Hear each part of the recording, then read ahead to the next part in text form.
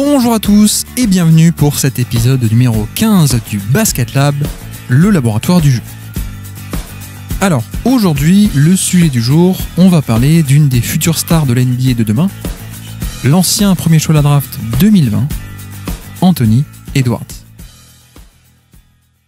Alors, pourquoi vouloir parler de Anthony Edwards ?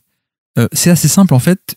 Souvenez-vous, la dernière fois qu'on avait parlé de lui sur le Basket Lab, c'était à l'occasion de l'épisode qu'on avait fait sur Tyrese Haliburton, et notamment sur la saison rookie de Tyrese Haliburton.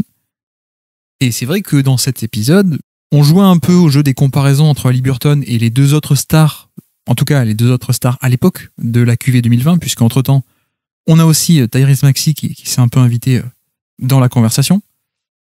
Mais donc c'est vrai qu'on faisait un peu le jeu des comparaisons entre Haliburton et LaMelo Ball et Anthony Edwards. Et c'est vrai que ce qui ressortait un peu de toutes ces comparaisons, notamment statistiques, c'est que malgré peut-être un volume qui était plus important que les deux autres, notamment au scoring, il fallait quand même voir que Anthony Edwards, sur sa saison rookie, c'était quand même un scoreur assez inefficace.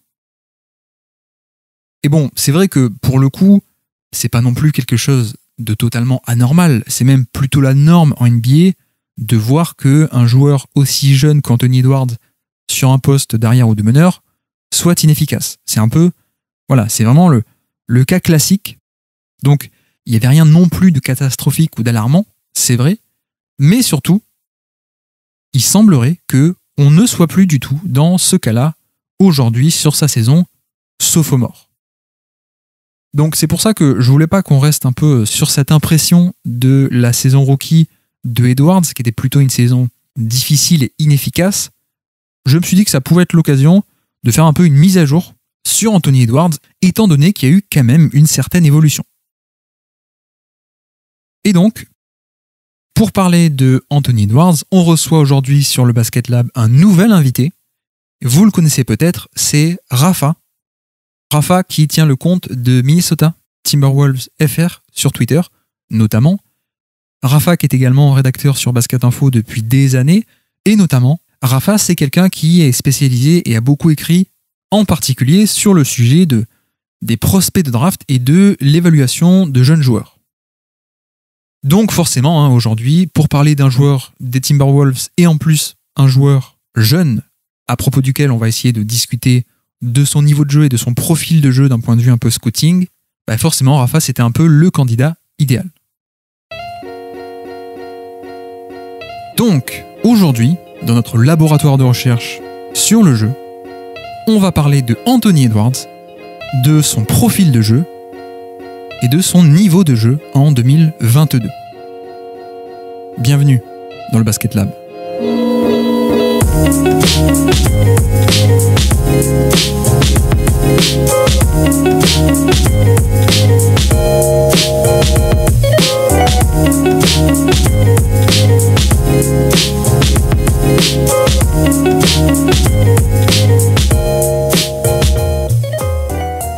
Et donc, on se retrouve aujourd'hui avec un invité que j'aime beaucoup, c'est Rafa. Salut Rafa. Salut Guillaume, content d'être là. Ça va, tout va bien, surtout cette année avec Minnesota, ça va, t'as un peu plus de plaisir que d'habitude, je pense. Ah oui, je touche du bois, je suis sur un bureau en bois, donc je le touche pour que ça dure, parce que j'ai très peur que ça dure pas. Ouais, effectivement, mais c'est un peu la mode Minnesota. Mais en même temps, contrairement à Sacramento, vous, il y a beaucoup de loose, mais de temps en temps, il y a quand même quelques saisons et quelques passages assez agréables que Sacramento n'a pas, finalement.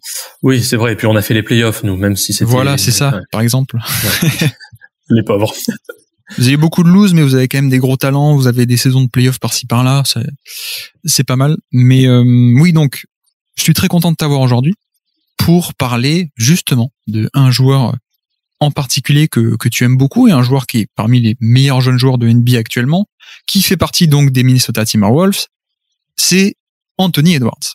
Et pourquoi j'avais envie de parler de lui ? Notamment, c'est vrai que moi j'ai fait un podcast en début d'année sur Tyrese Haliburton, et c'est vrai que notamment je parle un peu en comparaison Haliburton avec les cas de LaMelo Ball et Anthony Edwards, et c'est vrai que la comparaison, pour le coup, n'était pas vraiment flatteuse avec Anthony Edwards, qui a fait de très belles choses en tant que rookie, mais qui niveau efficacité sur plusieurs aspects du jeu, c'était pas totalement ça. Mais c'est vrai que cette année, on a une vraie hausse d'efficacité de Anthony Edwards. Déjà, quelle est toi ton impression par rapport à ça, sa saison sophomore? Est-ce que toi vraiment tu sens dans le jeu, et toi qui vois pas mal les matchs des Timberwolves, est-ce que tu sens une vraie progression par rapport à l'an dernier? Alors, en fait, la progression, elle date pas seulement de cette année. Ça serait faux de dire que d'un coup, il a passé un cap. La progression, elle a eu lieu vraiment de manière très spectaculaire au cours de la saison dernière, et notamment avec l'arrivée de Chris Finch. Et on a vu son efficacité augmenter. Mais ce qui est très frappant cette année, c'est notamment, et je pense qu'on va y revenir plus en détail, mais notamment qu'il est beaucoup plus adroit à 3 points. Et que sa sélection de tir s'est quand même un peu améliorée. Et on voit qu'il y a surtout aussi, je dirais, de moins en moins de matchs où il passe complètement à travers, où il est à, je sais pas, 3 sur 12 ou quelque chose comme ça.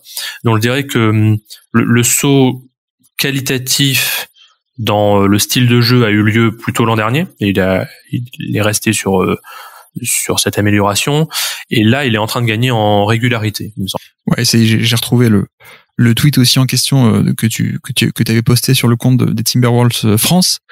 C'est que la liste des joueurs all-time de moins de 21 ans à plus de 22 points par match et un certain niveau d'efficacité. En gros, la seule compagnie qu'il y avait avec Anthony Edwards, c'est des joueurs comme Zion Williamson, Shaquille O'Neal, Karl Anthony Towns, Luka Doncic et Anthony Davis. Donc c'est vrai qu'on est sur un joueur, une compagnie plutôt pas mal, quoi.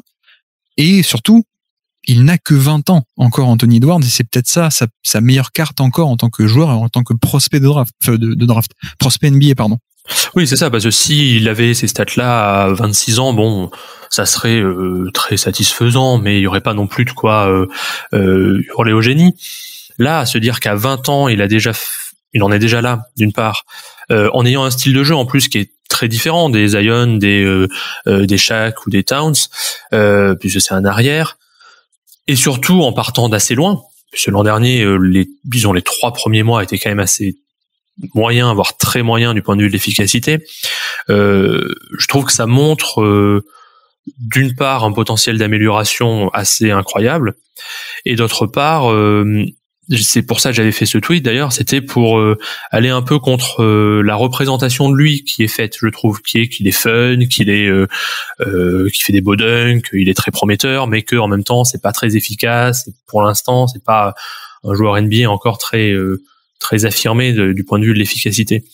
Et le tweet voulait montrer ça, bon, en faisant sans doute un peu d'étonne aussi, mais c'était le but, pour dire que Anthony Edwards, dès maintenant, c'est vraiment un scoreur pas d'élite au sens qu'il a une efficacité à la Stephen Curry par exemple, non bien sûr, mais une efficacité quand même très satisfaisante, quoi, surtout à son âge. Oui, puis comme tu dis, alors c'est vrai qu'il y a un côté sensationnaliste dans le tweet, mais en même temps ça reste assez factuel et tu le présentes pas non plus de manière exagérée, je trouve. Mais surtout que ce qui ressort bien dans ce tweet-là et dans tes critères que tu as affichés, c'est que on a un mélange de bonne efficacité, mais surtout pour un joueur donc aussi jeune, et en plus il y a un critère de volume qui est assez intéressant, parce que c'est vrai que pour le coup moi j'aime énormément Haliburton et j'en avais parlé très très bien au niveau de son efficacité, mais c'est vrai qu'il n'y a pas le même volume, il n'y a pas le même nombre de responsabilités, et ça c'est clair que après chacun place le curseur différemment, mais on peut aussi beaucoup valoriser et beaucoup aimer un joueur qui a un certain volume. C'est aussi plus difficile de faire de bons chiffres sur de gros volumes. Et c'est vrai que donc avec Edwards pour l'instant, on a un peu cet alliage de très jeune, déjà efficace et en plus déjà bien responsabilisé, quoi. Oui, parce que l'une des grandes interrogations lors de sa draft, c'était son jump shot. Et l'an dernier, je me rappelle que quelqu'un comme John Hollinger, par exemple, disait beaucoup que Edwards n'était pas efficace et que son tir à 3 points ne pouvait pas être bon. Là, on est sur un échantillon cette année de 343 points, ce qui commence à être un échantillon vraiment important et vraiment significatif. Il tourne à 37,2%, c'est des bonnes moyennes. Donc, on peut dire que c'est pas juste un accident, ou qu'on peut pas juste dire bon, il faut que ça se confirme. Évidemment, il faut toujours que ça se confirme, mais c'est pas comme s'il prenait 1 ou 2, 3 points par match, quoi. On sait qu'il y a quelque chose là. Ouais.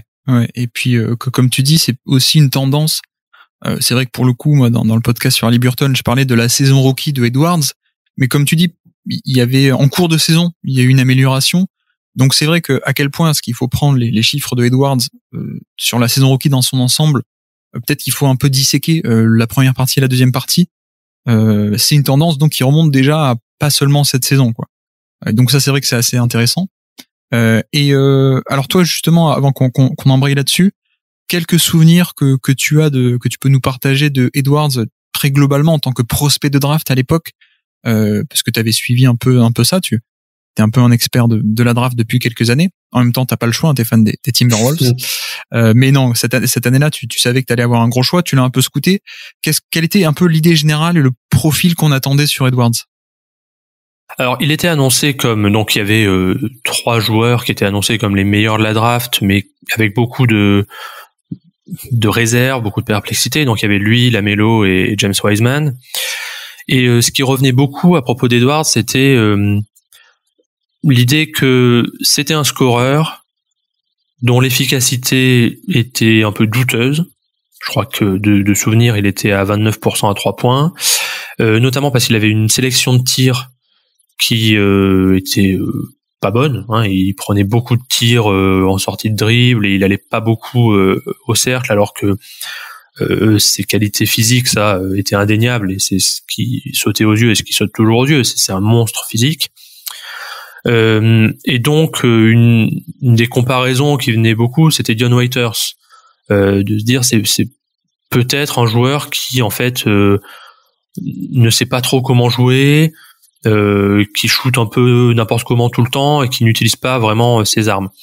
Et il me semble, et ça me frappe vraiment en fait en le regardant jouer et puis en lisant des choses sur lui, que ce qui a un peu manqué dans l'évaluation d'Edwards, mais je pense que c'est en grande partie dû à la pandémie, c'est qu'il n'y a pas eu beaucoup d'études de sa personnalité et de son parcours et de qui il était. Et ou disons, c'est resté très en surface. Il était vu comme quelqu'un de pas forcément très concentré sur le basket, qui avait des problèmes dans son background familial, hein. Il a perdu sa mère très jeune, il était pas très cadré. Donc, il a été vu comme un potentiel joueur à problème. Or, on s'aperçoit de plus en plus, là, quand on apprend à le connaître, quand on lit des portraits de lui, que c'est une personnalité, au contraire, qui est très fun, qui a ce côté-là, hein, mais qui est aussi très analytique, qui travaille beaucoup, qui apparemment est fan de maths, et qui a C'est une qualité. Ouais. Et qui a une approche en fait très scientifique du jeu et de tous les jeux. Apparemment cet été, il s'est mis au ping-pong et au bowling et il regardait des vidéos en permanence sur YouTube de ping-pong, de bowling pour essayer de s'améliorer, mais vraiment de manière presque mathématique, en se disant qu'est-ce qu'il faut que je fasse comme geste exactement pour m'améliorer. Et visiblement, il a la même approche lorsqu'il s'agit du basket.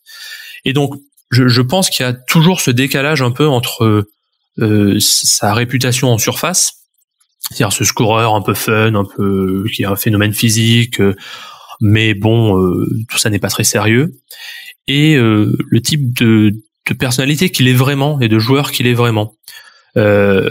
Et ce décalage fait, et c'est peut-être aussi qu'il a grandi ces 2 dernières années, mais je pense que la manière dont il a été analysé à la draft a un peu manqué de profondeur, mais tout simplement dû aux circonstances, qui fait que les scouts ne pouvaient pas autant se déplacer, autant faire d'entretien avec lui. Oui, c'est vrai que c'est compliqué d'évaluer quelqu'un mentalement ou psychologiquement, ce genre de choses, mais si en plus avec la pandémie, au début de la pandémie, tu pouvais rien faire, pas te déplacer et le rencontrer en personne, c'est peut-être encore plus compliqué. C'est vrai. Mais bon, donc pour revenir à ce fameux bond d'efficacité, cette année en NBA. Donc l'an dernier, c'était un scoreur assez inefficace dans son ensemble sur la saison, même si on a dit que la fin de saison était quand même beaucoup mieux. Mais c'est quelqu'un qui, par exemple, au niveau de une stat que j'aime bien, c'est le true shooting plus. Donc le true shooting, l'efficacité réelle. Donc quand on prend en compte les lancers francs, les tirs à 3 points, globalement, c'était un scoreur qui était à peu près 10% en dessous de la moyenne. Ce qui est évidemment pas top, mais en même temps, et c'est ce que je dis aussi dans le podcast sur Haliburton, c'était plutôt Haliburton l'exception. puisqu'en fait, en général, dans 95% des cas, les jeunes joueurs de son poste, donc les jeunes arrières ou les jeunes meneurs très très jeunes comme lui, ils ont forcément beaucoup de difficultés en début de carrière.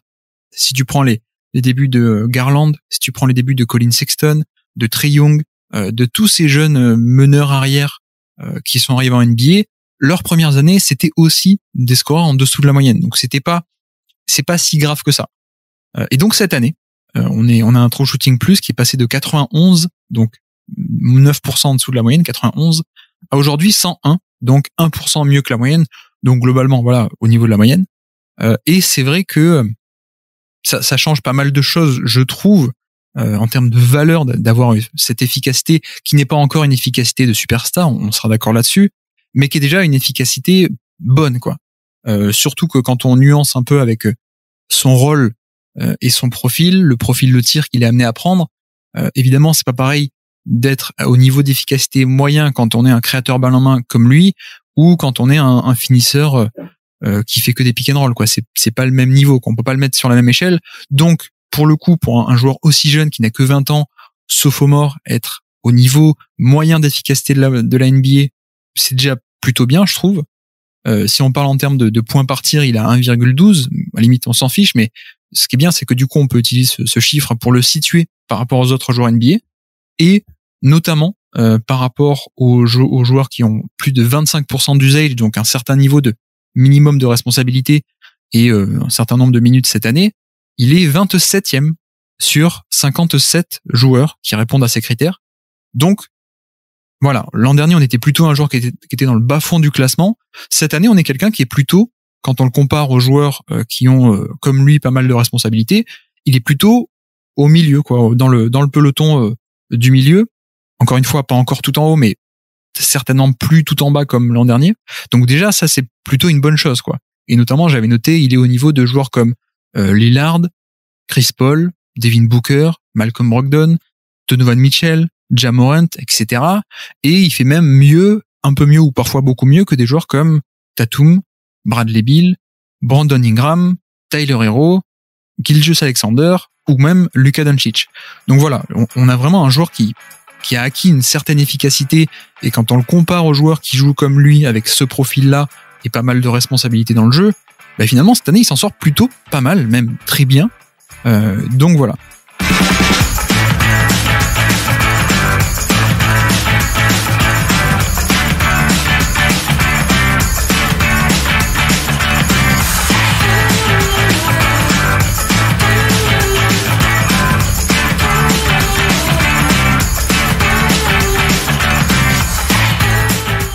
Alors comment expliquer du coup ce différentiel d'efficacité?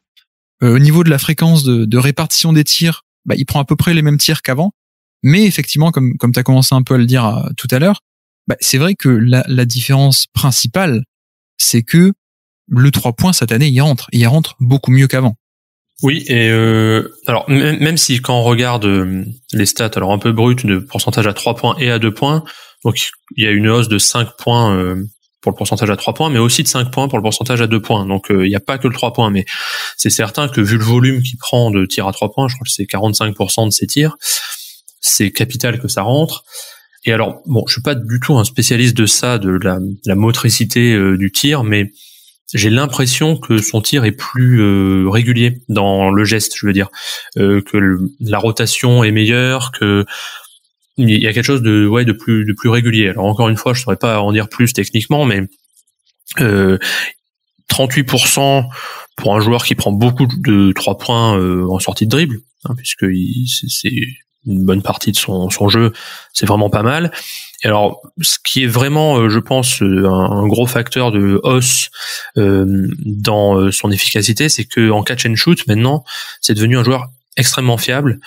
Sur la saison, il est à 43,5% à 3 points en catch and shoot, ce qui est vraiment un très bon score. Et même, alors, j'ai pas retrouvé la stat, enfin j'ai pas pris le temps de la chercher, mais même depuis mi-novembre, je crois, il est à 53 ou 54%. Il y avait ça dans un des matchs des Wolves il y a pas longtemps, la stat qui était, ça faisait qu'il était un des 3 ou 4 meilleurs de la ligue dans cette période. Donc c'est plutôt un signe que le geste est meilleur quand ça s'améliore à la fois en catch and shoot et en pull-up. C'est plutôt très bon signe. Donc effectivement, c'est le facteur principal d'amélioration. Mais quand on regarde en détail, on voit que dans la réussite au cercle, il gagne 3 points de réussite. À mi-distance, il gagne 3 points aussi. Donc, ça me paraît ça aussi un signe assez encourageant que cette amélioration ne se base pas sur un seul facteur, qui est le jump shot, et encore moins sur le seul facteur du jump shot pris en sortie de dribble, mais un peu dans tous les domaines, le catch and shoot, l'adresse au cercle, et même l'adresse à mi-distance, même si vu la proportion de tirs, je suis pas sûr qu'il faille en tirer trop de conclusions de ce point de vue-là. D'ailleurs, je trouve que ce qui aide pas mal son efficacité, c'est que justement, il en prend assez peu des longs tirs à 2 points, alors que c'est vrai que c'est un peu la caricature de ce profil-là de joueur, c'est de un peu trop aimer les longs tirs à 2 points, les longs tirs dans la mi-distance. Pour le coup, c'est pas du tout le cas de Anthony Edwards. Donc, limiter un peu ce nombre de tentatives sur les longs tirs à 2 points, je crois que c'est à peine 6 ou 7% de son répertoire de tentatives en tout. Donc, c'est assez faible. Donc, ça, pour le coup, c'est assez bien. Mais c'est vrai que, tu l'as dit, au niveau des catch and shoot, il est passé de 33% l'an dernier à 43%. Donc, ce qui est un bond assez énormissime. Mais du coup, alors, petite question peut-être un peu provoque, surtout quand on voit qu'au niveau des pull-ups, 32% cette année, 33% l'an dernier, même si cette année le volume est un peu plus gros, mais globalement les pull-ups ça a pas trop bougé. Finalement, est-ce que tu t'as dit il y a aussi d'autres améliorations, pas forcément négligeables, mais pas non plus conséquentes ailleurs, même si elles sont là. Finalement, est-ce que on n'est pas sur le cas d'un joueur qui a son efficacité générale boostée par le fait d'avoir du 3 points qui rentre plus cette année? Et dans ce cas-là, est-ce qu'on n'est pas aussi sur le cas d'un joueur qui, parce que voilà, la réussite à 3 points, ça peut être aussi quelque chose d'assez aléatoire, et donc est-ce qu'on n'est pas très simplement sur un joueur qui cette année met ses 3 points alors que l'an dernier non, alors que c'est juste le facteur chance, quoi? Est-ce que, question provoque exprès, qu'est-ce que tu réponds à ça? Alors, je pense pas.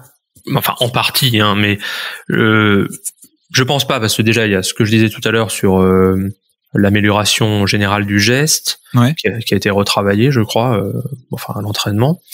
Et puis d'autre part, il y a quelque chose d'assez étrange chez Edwards qui revient à cet esprit analytique dont je parlais tout à l'heure, c'est que il a décidé, et il est encouragé en ça par Chris Finch, mais bon, voilà. Il a décidé de prendre des 3 points qu'il sait difficiles, même s'il les loupe, et souvent en début de match, parce qu'il veut que les défenses sachent qu'il peut mettre ses 3 points. Et d'accord, donc en fait, il prend des 3 points pour dire à la défense, je vais les prendre sur le reste du match, t'as intérêt à monter pour venir me défendre. Voilà. Quoi. Ne passez pas sous l'écran, d'accord. Je sais mettre mes 3 points. Et il dit, je veux bâtir ma réputation là-dessus, et ensuite, je pourrais aller encore plus au panier. Ok. Alors bon, on pourrait dire, oui, d'accord, mais ça serait bien le taille plus au panier, et c'est vrai, dans sa sélection de tirs, parfois, il y a des tirs un peu agaçants où il dribble pendant 5-6 secondes et il prend 3 points. Alors, ça rentre, parfois, même assez régulièrement, mais bon, souvent, c'est un peu discutable comme sélection de tirs. Lui répond toujours que il le fait volontairement. Alors Chris Finch parfois râle un peu en disant bon là il aurait mieux valu qu'il aille au drive. Alors quand même je pense que il va falloir qu'à un moment il aille un peu au-dessus vu ses armes physiques des 35 ou je crois que c'est 37% cette année de tirs pris près du cercle, parce que là il manque encore un peu de technique je pense pour finir près du cercle, pour absorber le contact notamment, mais ça c'est quelque chose qui peut se travailler, il a les armes physiques pour ça. À sa décharge, les Wolves sont une des pires équipes à 3 points de la ligue. Ça s'améliore un peu ces derniers temps, mais en tout cas pendant les 2 premiers mois de la saison c'était vraiment catastrophique, et donc il est quand même très très surveillé parce que les équipes adverses savent que c'est le seul, en gros, de l'équipe qui peut driver. Et parce qu'il n'y a pas trop de spacing non plus, peut-être. Alors voilà. Et okay. Que D'Angelo Russell n'a pas les armes physiques pour driver, ça n'a jamais été son jeu. Malik Beasley est incapable de le faire. C'est pas trop le jeu de Patrick Beverley non plus. Donc, souvent, les les équipes aussi blindent la raquette pour l'empêcher d'accéder au cercle. Donc ça serait intéressant de le voir dans une équipe, j'espère que ça sera les Wolves, où le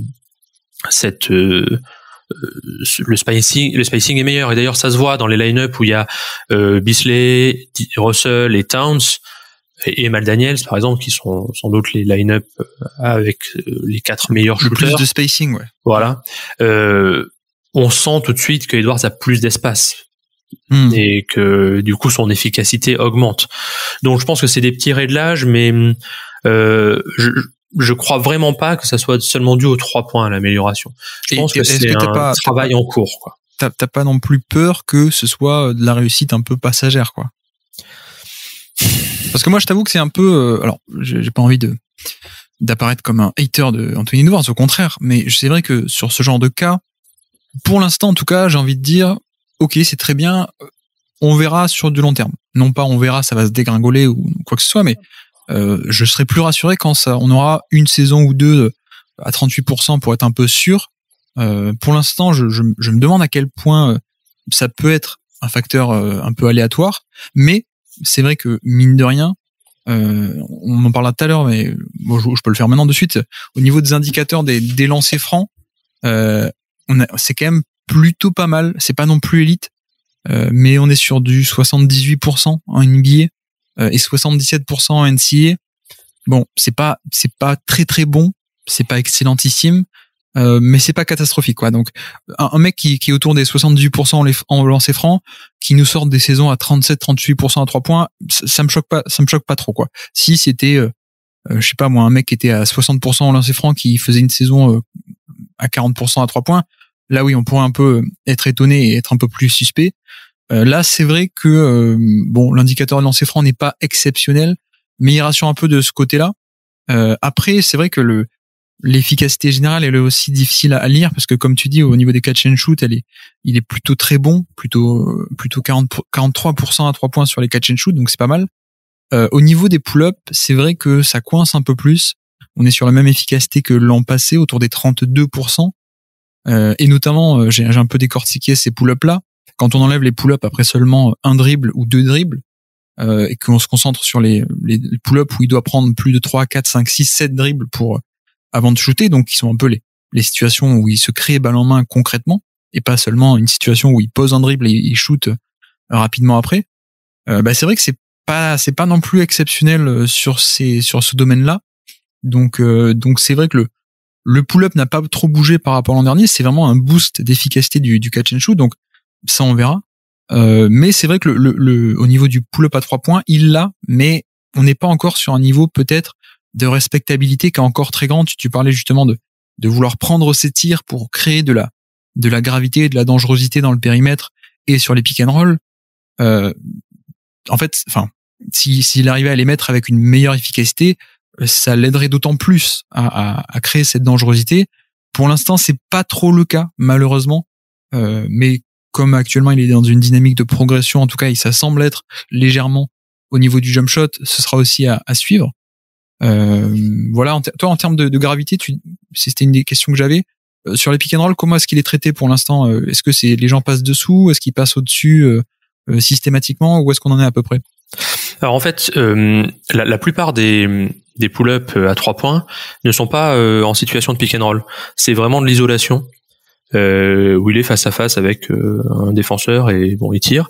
Et c'est peut-être là d'ailleurs une des pistes pour améliorer l'efficacité, c'est un peu de réduire ce genre de séquence en isolation, où en gros tout le monde le regarde faire et bon, c'est du face à face avec son joueur, parce que sur pick and roll il se comporte un peu différemment.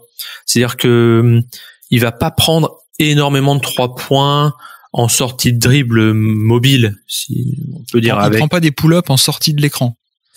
Pas tant que ça. D'accord. Okay. Alors je n'ai pas, je sais pas où trouver ce genre de stats. Il me semble pas qu'on puisse y avoir accès de manière publique. De différence au sein du pull-up, entre pull-up immobile et puis en sortie d'écran. Sur pick and roll, déjà le style de jeu de Chris Finch n'est pas trop basé sur le pick and roll. C'est pas quelque chose qui est central dans le jeu des Wolves. Et donc sur pick and roll, on sent que Edwards, quand il est dans ce genre de situation, son but, ça va être plutôt de se servir de l'écran pour aller au cercle, ou alors pour passer. On sent qu'il expérimente des choses en ce moment sur pick and roll, des snake pick and roll à la Chris Paul un peu, des tentatives de flotteur, bon, qui marchent pas trop pour l'instant, mais il me semble que son rapport au pick and roll quand il est le ball handler est moins relié aux 3 points. Et donc il se retrouve assez rarement finalement dans une situation de pick and roll typique où il est dans un pick and roll à 2 contre 2 où il faut que le défenseur fasse le choix de passer sous l'écran ou pas. La plupart du temps, c'est des pick and roll à 3 avec donc 2 écrans. Souvent, c'est Towns et Russell et où il s'agit de tromper la défense pour essayer qu'un des 3 se retrouve ouvert. Ou alors, c'est des pick and roll avec des faux écrans, avec des pick and pop avec Towns. Mais il se retrouve en fait assez rarement dans la situation du ball handler classique qui va se retrouver à prendre ce 3 points Ouais. en sortie de dribble en fait. Mais d'ailleurs, tu parlais de sa capacité à shooter en mouvement comparé à Immobile. C'est vrai que je trouve que il a pas l'air si à l'aise que ça, justement pour dégainer après des mouvements assez brusques ou en étant à pleine vitesse. C'est quelqu'un qui aime plutôt revenir assez calmement sur sa mécanique, sur ses appuis pour déclencher sa mécanique un peu tranquillement. Et c'est un peu bizarre, je sais pas, mais en tout cas c'est atypique de ce genre de profil de joueurs assez explosifs qui justement, Russell Westbrook ou ce genre de joueurs qui aiment bien à pleine vitesse exploser avec leur détente incroyable, exploser en l'air et quand ils arrivent en haut de leur jump, déclencher le jump shot. Donc un jump shot classique, et notamment ce genre de joueur explosif adore faire ce genre de choses. Lui, on sent que effectivement en mouvement, c'est pas trop son truc pour l'instant. Je sais pas si ça peut se travailler en termes de mécanique de tir, je sais pas si c'est une question d'appui, mais on sent que pour déclencher son tir, il aime bien revenir sur une certaine position plus ou moins, je vais pas dire immobile, mais avec pas trop de mouvement pour pouvoir déclencher son jump shot. Et c'est vrai que du coup, c'est peut-être aussi pour ça que moi j'avais noté qu'il fait assez peu de pull-up à mi-distance, notamment, alors que c'est ce qu'on attend peut-être d'un créateur ball en main, qu'il arrive à trouver ce tir à mi-distance. C'est peut-être aussi pour ça qu'il fait pas de pull-up en sortie de l'écran du pick and roll, hein, comme tu dis, et que du coup, il préfère plutôt sur ses pull-up attendre le switch ou attaquer son mismatch et tranquillement, sans trop bouger, en essayant un peu de créer un peu d'espace, mais sans trop bouger, déclencher le tir par-dessus le défenseur, mais sans avoir trop de mouvement, quoi. Je sais pas si tu me rejoins un peu sur cette analyse de la mécanique de tir. Si, absolument, et c'est pour ça que, alors évidemment la comparaison n'est valable que sur ce point-là, hein, pas sur le reste, mais il me semble que dans la manière dont il utilise le 3 points, il ressemble plus à des joueurs comme Doncic ou Harden. Tout à fait, ouais. À ce côté un peu, oui, isolation, immobile. Et ensuite, le reste, c'est du drive, et il joue sur sa capacité d'accélération qui est immense, et notamment il a cette capacité à accélérer en 2 temps. Une première fois pour dépasser le défenseur, et une deuxième fois pour venir dépasser l'aide ou dépasser le protecteur de cercle.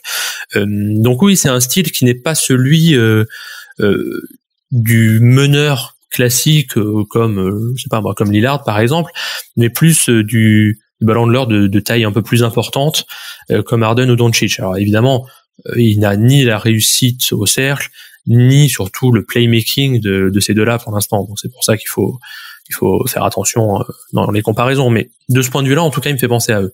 Ouais, donc du point de vue du pull-up, c'est vrai que peut-être, en tout cas, on va voir s'il peut s'améliorer, mais en tout cas, en l'état, on n'est pas sur un joueur qui est totalement à l'aise sur le pull-up pour prendre des tirs en sortie de dribble dans n'importe quelle direction, en attaquant sur la droite, sur la gauche, avec des step back ou ce genre de trucs en mouvement. C'est vrai que ça peut, pour l'instant, c'est une limite. On verra s'il peut l'améliorer. En tout cas, ça va être un des points à voir sur les 5 ou 10 prochaines années. Il n'a que 20 ans, rappelons-le. Mais du coup, moi, l'autre question pour finir sur le jump shot que j'avais, tu nous as parlé de sa gravité, on a parlé de sa mécanique. Quelle marge de progression, en tout cas à terme, comment est-ce que tu le vois, à quel niveau est-ce que tu penses qu'il va atterrir en tant que shooter? Est-ce qu'on va atterrir carrément sur un shooter à 40% et plus d'élite? Est-ce qu'on va plutôt peut-être on est en phase de réussite un peu aléatoire actuellement et qu'on va être plutôt sur un shooter 34-35% en carrière, ou plutôt un bon shooter à 38? Enfin, quel type de carrière tu le vois à terme finalement? C'est difficile parce que pour répondre précisément, je pense qu'il faudrait avoir plus peut-être de connaissances en biomécanique pour voir exactement si son shoot semble fiable et répétable. Est-ce que tu penses qu'il peut devenir un shooter à plus de 40% déjà, par exemple? Je pense, mais ça signifierait, à mon avis, que il prend plus de catch and shoot, et ça signifierait sans doute un changement dans la répartition de ses tirs, ce qui en un sens serait aussi un peu dommage parce que un joueur comme ça, il faut lui donner aussi la balle, qu'il soit balle en main pour pouvoir attaquer le cercle. Donc, toi, tu dis il peut atteindre cette efficacité-là, mais en gros par la sélection de tir. Ouais. Peut-être que ça ne deviendra pas. Je suis pas sûr que ça soit souhaitable. C'est pour moi l'une des comparaisons les plus évidentes, ça serait un peu un joueur du niveau du point de vue du shoot, de Donovan Mitchell, c'est-à-dire quelqu'un qui tourne autour de, je sais pas, 36-38%, c'est-à-dire un shooter tout à fait correct, mais dont les scores et l'adresse s'expliquent aussi en partie par la sélection de tirs. C'est-à-dire qu'il prend des tirs à 3 points qui sont plus durs parce qu'il prend pas tant de catch and shoot que ça. Non, c'est vrai que la comparaison est assez bonne, puisqu'en plus, Donovan Mitchell, je crois, alors j'ai pas vu cette année, mais l'an dernier, il fait une grosse saison à 3 points, et notamment sur des catch and shoot. Mais c'est vrai qu'on a un peu toujours ce même reproche avec Donovan Mitchell, qui est de dire l'efficacité sur pull-up à proprement parler. Elle est bonne, elle est pas mal, mais elle est peut-être pas forcément élite, elle est peut-être pas forcément excellente.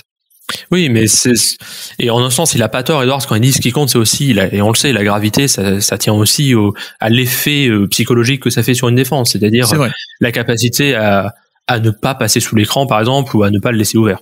Après, ce qui aide à ce que le défenseur ne passe pas sous l'écran, c'est quand tu le mets, le tir aussi souvent. Évidemment. Oui, bien sûr. Mais non, mais effectivement, blague à part, c'est vrai que il y a un côté tenter le tir en première intention qui est assez important, on est d'accord. Oui. Mais est-ce qu'on va avoir un Edwards qui à terme peut être parmi les shooters d'élite? Je suis pas convaincu, d'autant plus que je disais ça me paraît pas déconnant qu'il soit en train de faire une bonne saison à 3 points quand on regarde l'indicateur des lancers francs. C'est pas l'indicateur est assez bon, donc c'est pas complètement fou quoi de le voir faire une bonne saison.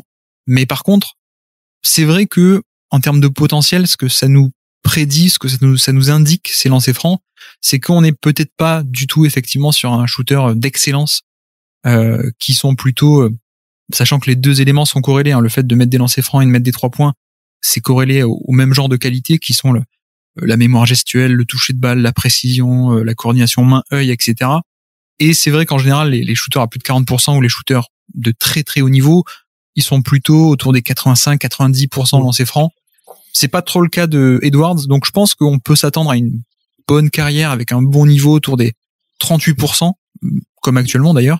C'est-à-dire un shooter assez solide, comme tu dis, qui peut être boosté par des catch and shoot, mais on sera pas du tout, je pense, sur un pull-up d'élite. Oui, mais en un sens, pardon, juste pour une remarque, c'est que en un sens, par exemple, Harden n'a jamais dépassé les 37% Exactement. En saison. Et Doncic non plus. Voilà, Doncic encore moins. C'est le volume qui fait que c'est un gros shooter. Exactement.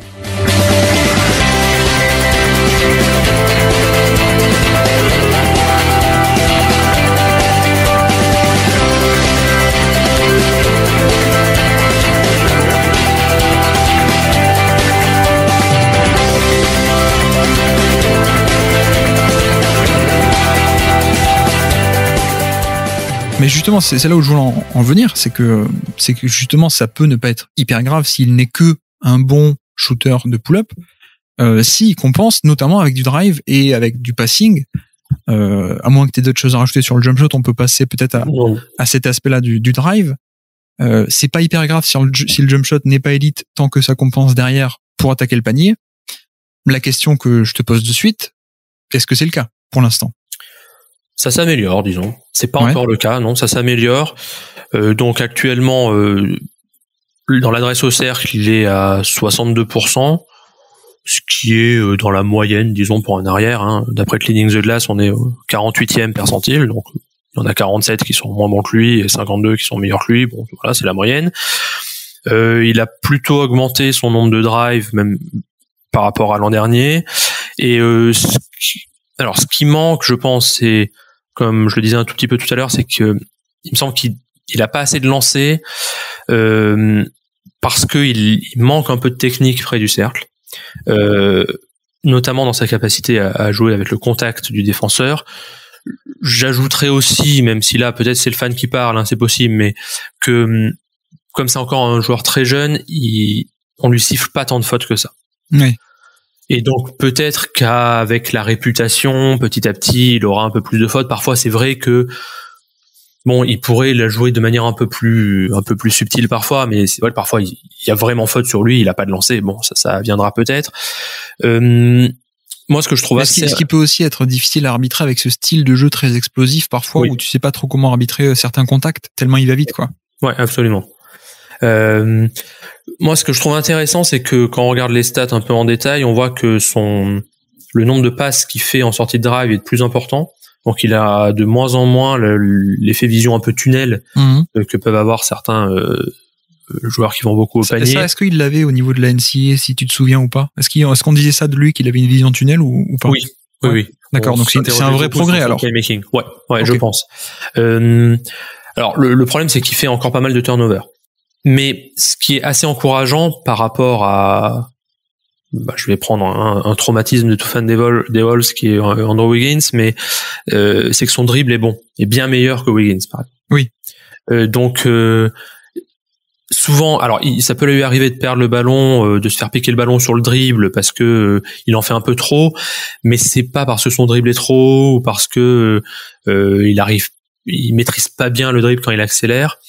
Ça arrive souvent qu'il perd le ballon en l'air, parce que il y a un défenseur qui tape sur le ballon, ou parce qu'il perd un peu la maîtrise de ce qu'il fait avec ses bras. Donc ça, je pense que c'est quelque chose qui est tout à fait améliorable et qui est dû aussi au fait qu'il y a souvent 2 ou 3 défenseurs près du cercle quand il va au drive. Mais en fait, quand on le regarde jouer, et donc je regarde tous les matchs des Wolves, donc ça me fascine assez de voir que il tente des choses en permanence. C'est-à-dire qu'il y a des matchs où il va se dire, je vais jouer plus le pick and roll et je vais être en retrait. C'est-à-dire, je vais jouer au playmaker. Alors ça marche pas toujours, mais on sent que sur pick and roll, il a des flashs. Vraiment dans la distribution pour l'intérieur, ou de ce point de vue-là, il est assez bon. Même sur drive and kick, parfois il y a vraiment des flashs hyper impressionnants de pénétration, et d'un coup soit ressortir, soit déposer le ballon à l'intérieur sous le cercle. Parfois il y a des flashs très très impressionnants de ce point de vue-là. Ouais. Mais c'est pour ça que moi, quand je le vois jouer, j'ai de plus en plus l'impression un peu d'une mosaïque où tout n'est pas encore à sa place, mais où tout est un peu possible. C'est-à-dire qu'il y a aucune action dont je me dis ça, il le fera jamais parce que il en a pas les capacités. Le seul truc où je trouve que là vraiment le geste n'est pas bon et techniquement, je dirais pas que c'est inquiétant, mais on sent qu'il maîtrise pas, c'est le flotteur. Et là, je pense que c'est quelque chose qui est vraiment un point d'amélioration possible, c'est que souvent dans ces drives, vu la manière dont, vu le spacing des Wolves, les équipes jouent soit en zone, soit avec en drop, donc avec le pivot qui descend très bas dans la raquette, pour éviter que Edwards soit et le drive ouvert et le panier ouvert. Et c'est souvent dans ce genre de situation où il est sur pick and roll et il se retrouve face à un pivot en drop qu'il sait pas trop quoi faire. D'autant plus de ce qu'on a dit tout à l'heure, le fait d'avoir une mécanique de tir où il est pas forcément peut-être à l'aise pour s'arrêter en plein mouvement et faire un jump shot non plus. Oui, absolument. Et du coup, et puis aussi parce que presque, je crois qu'il a décidé que le tir à mi-distance, il voulait pas, surtout à les mid-range un peu longs, parce que c'était pas efficace. Et donc là, on sent que c'est une zone grise pour lui. Et son geste sur le flotteur est pas bon du tout. Il balance ça de manière pas du tout mécaniquement satisfaisante. Donc et il n'a pas non plus l'art de trouver le shooter ouvert. Et puis il a surtout pas de joueur pour jouer le lob comme on pourrait avoir par exemple. Chris Paul et Trae Young qui sont évidemment des passeurs bien meilleurs, mais ils ont avec Capella ou Ayton ou Collins des armes pour verticales pour battre ce genre de situation. Towns, qui est un joueur extraordinaire offensivement l'est pour d'autres raisons, il a pas cette verticalité. Donc Edwards, il a pas d'arme vraiment pour faire la passe à ce moment-là et pour contrer le drop par un alley-oop, quoi. Donc là, je pense que c'est en partie le système et le personnel autour de lui, mais c'est aussi un vrai défaut de sa part, qui est que il a pas complètement ce jeu intermédiaire, disons. On parle souvent des 3 niveaux de scoring, hein, le shoot extérieur, le shoot au cercle, et puis le niveau intermédiaire qui reste très important pour les stars. Lui, le niveau intermédiaire, je pense qu'il l'a pas encore. Ce qui est un peu dommage, parce que si justement lui il aspire à être une star, c'est précisément ce genre de joueur à qui on pardonne, entre guillemets, ou même qu'on encourage à prendre ces tirs, entre guillemets, peu rentables. S'il y a bien un type de joueur qui est autorisé à prendre ces tirs dans la mi-distance, ce sont ces joueurs-là pour justement punir certains types de couverture défensive.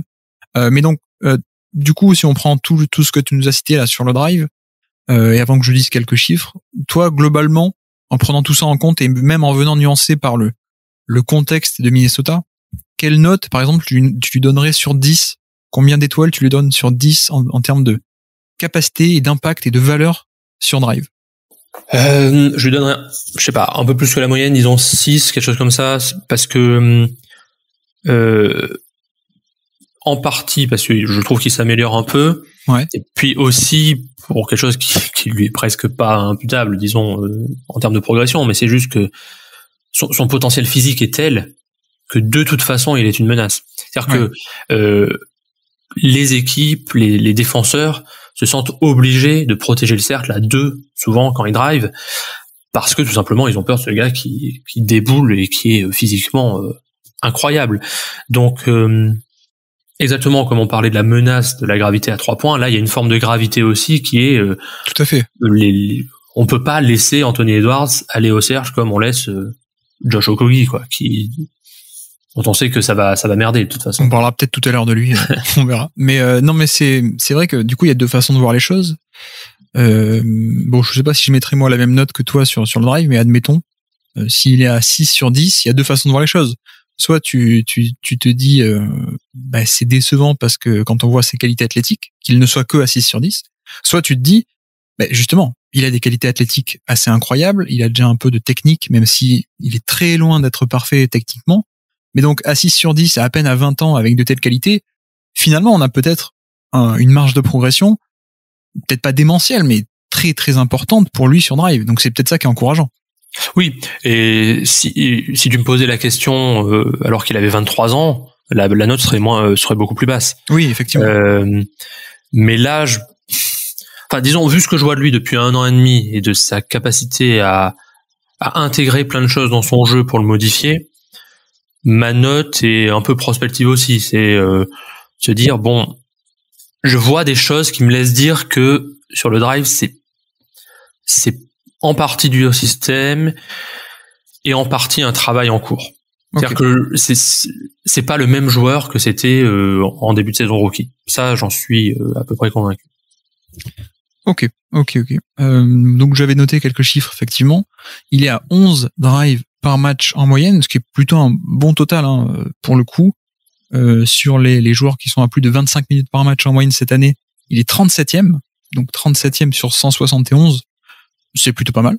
Bon, malheureusement, on peut pas classer par responsabilité au niveau de NBA.com, mais c'est pas très grave.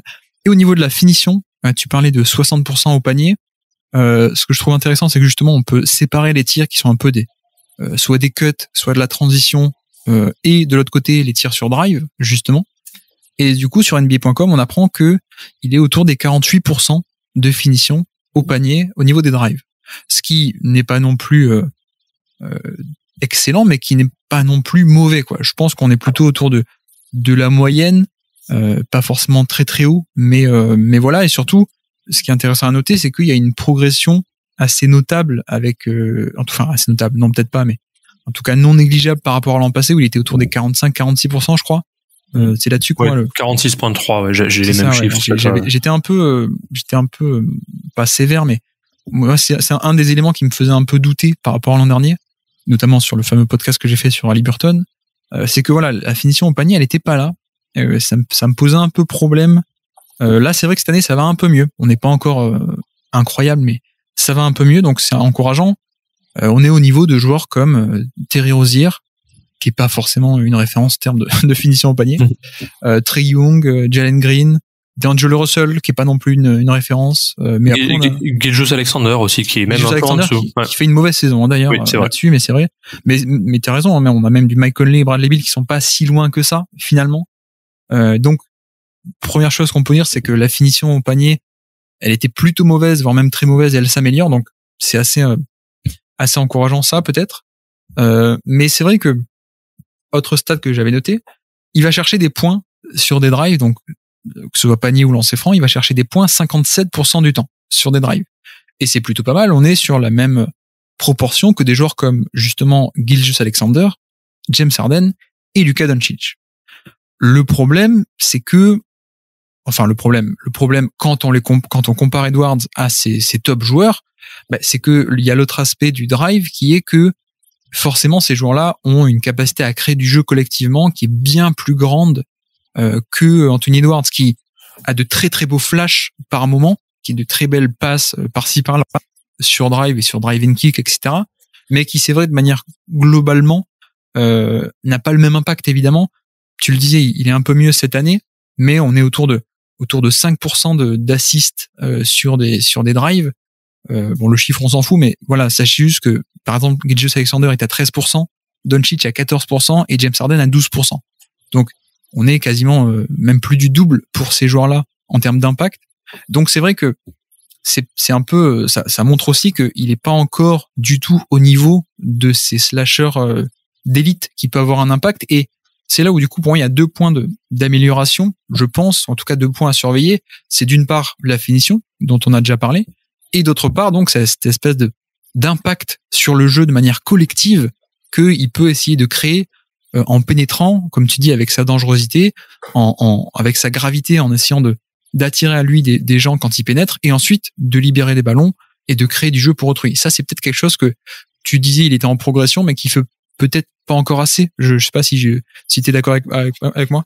Ah si, bien sûr. Et je pense qu'aussi, d'ailleurs, c'est pour ça qu'il prend pas mal de 3 points. C'est qu'il sait qu'il est pas encore assez bon pour le drive. Et donc du coup, dans cet équilibre-là, il a plus confiance, je pense, dans son jump shot que dans sa capacité à créer pour les autres après un drive quand il voit que l'accès au panier est un peu bouché. Et c'est pour ça que il y a beaucoup de fans, bon, les fans adorent Anthony Edwards en général, les fans des Wolves, mais le point de critique sur lui, c'est de dire il va pas assez au panier. Et je suis d'accord, hein, quand on voit qu'il fait 11 drives par match, comme tu l'as dit, et que quelqu'un comme Ja Morant, par exemple, en fait 20, je dis, bon, Edwards, il pourrait un peu augmenter.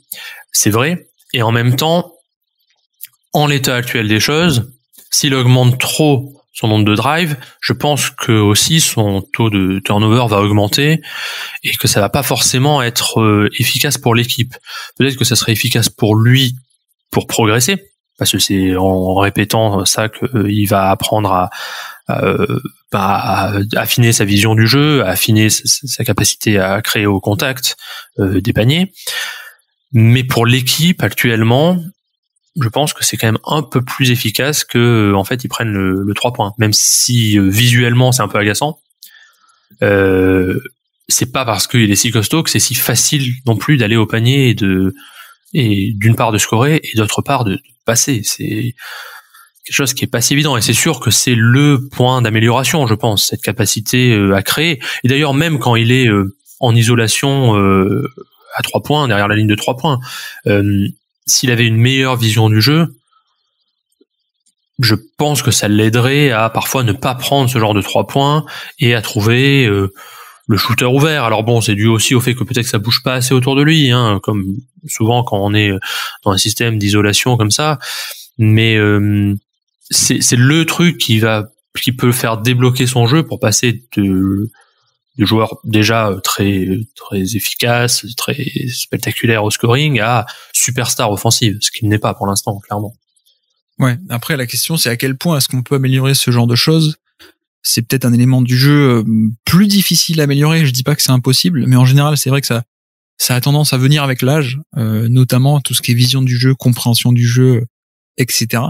Mais c'est vrai qu'en tout cas, il a pas cette fibre naturelle, on va dire, que peut avoir par exemple Gilgeous-Alexander, que peut avoir Ja Morant ou Luka Doncic. Cette vision périphérique, peut-être cette adaptabilité aussi en plein mouvement et en plein drive. C'est vrai qu'il l'a pas trop, mais comme tu dis, c'est un point je pense qu'il y a pas mal de valeur à venir gratter de ce point de vue-là. S'il arrivait à être un peu plus peut-être la tête levée et à trouver des joueurs sur drive, on peut gratter pas mal de valeur de ce côté-là, à la fois pour lui et pour l'équipe. Donc ça, c'est assez intéressant. Surtout que on l'a pas encore dit, mais d'un point de vue scouting report de son drive, c'est quelqu'un de extrêmement explosif. C'est quelqu'un qui a une bonne taille et des très longs bras, et qui même en termes de flexibilité, d'agilité, qui est assez incroyable de ce point de vue aussi. Moi, il y a des drives où il arrive à descendre son centre de gravité en plein mouvement de manière assez impressionnante.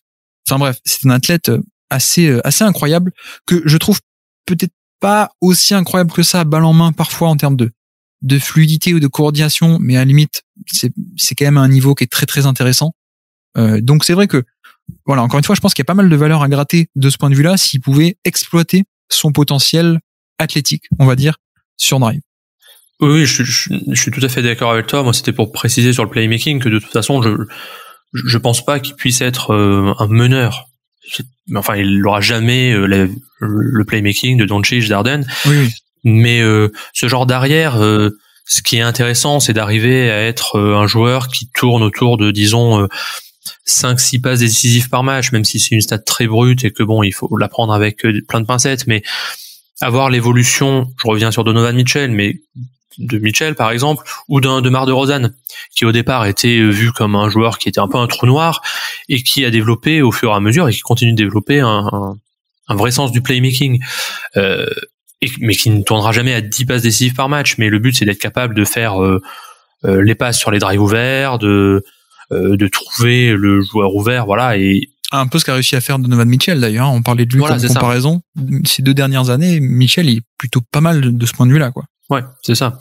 Donc le but n'est pas que il devienne le meneur de l'équipe. Je pense qu'il n'en aura jamais la capacité. Bien sûr, oui. Alors justement, on va embrayer sur le passing vite fait, mais juste pour finir, effectivement, tu as parlé de un autre gros défaut qui moi me dérange un peu, c'est au niveau du drive, c'est les lancers francs. Malheureusement, je trouve qu'il attaque pas trop le contact, il a pas trop cette agressivité-là. Malheureusement, c'est un joueur qui, en termes de lancers francs provoqués, est en dessous de la moyenne, d'après les chiffres de Basketball Référence. Mais si tu vas voir sur Clean Glass, c'est quand même un peu mieux, et notamment quand tu prends les fautes provoquées pendant le tir, bah et là il est carrément un peu au-dessus de la moyenne, donc c'est moins sévère que Basketball Référence. Mais de manière générale, je pense que là aussi, encore une fois, si on relie ça à son scouting, son profil de scouting, pardon, et ses qualités athlétiques, je pense que ça aussi, ça peut venir avec l'âge, et il y aurait pas mal de valeur à gratter là-dessus. Des points faciles, des points rentables sur lancer franc, ça peut être quelque chose d'assez intéressant s'il arrivait à être plus productif sur les lancers francs.